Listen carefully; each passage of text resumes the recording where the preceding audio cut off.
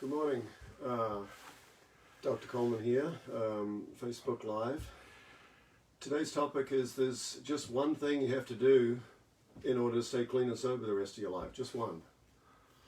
It's kind of obvious. Don't get high anymore. It's so obvious that people don't even think about it. But in reality, that's all you really have to do. Of course, that's easier said than done.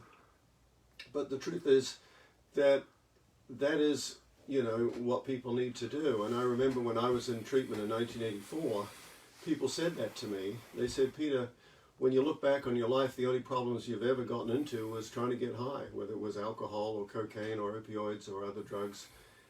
And I knew they were right. And I knew if I could ever make that mental switch to just not get high anymore and just live the rest of my life, with a normal brain, with feeling normal feelings and having normal emotions, and just give up, a social beer and smoking some pot here and there, that I could have a happy life. And after a while, of course, that seemed absolutely foreign to me at the time. I was like, that's ridiculous. How could anybody ever do that?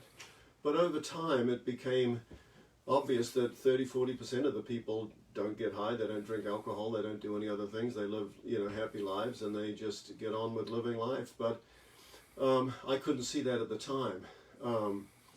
In my practice, I see that switch. It's almost like a switch in the brain where it's sort of almost an aha moment where people go, wow, I could actually live like that.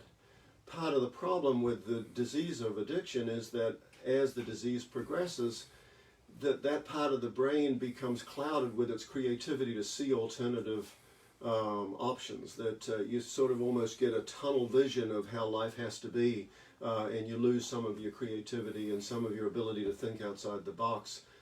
But the truth is there are many, many people who wake up one day and go, wow, I'm not going to drink anymore. It's hurting me, it's hurting my family, and I'm not going to do it. I've had many, many patients in my family practice that I ask them and they say, yeah, I gave up drinking 20 years ago, and they've never looked back, and they were alcoholic. When you get their history, they sure drank too much and it got them in a lot of trouble. But they just woke up and had that aha moment that they don't need to do that anymore. And we see people do that with cigarettes. So if you're struggling with opioid addiction, or cocaine or amphetamines, whatever it is, alcohol, just be aware that is always an option. Just wake up and say, you know what, I don't need to get high anymore. There's one change you have to make, and that's give up that desire, not the desire, but the actual getting high.